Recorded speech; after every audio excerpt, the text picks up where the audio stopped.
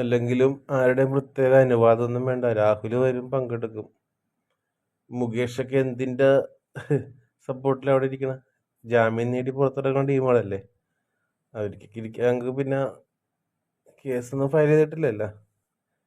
ഇതുപോലുള്ള സർക്കസിനുള്ള ഇടപാടൊക്കെ drama script എഴുതി വെച്ചിട്ടുണ്ടോ?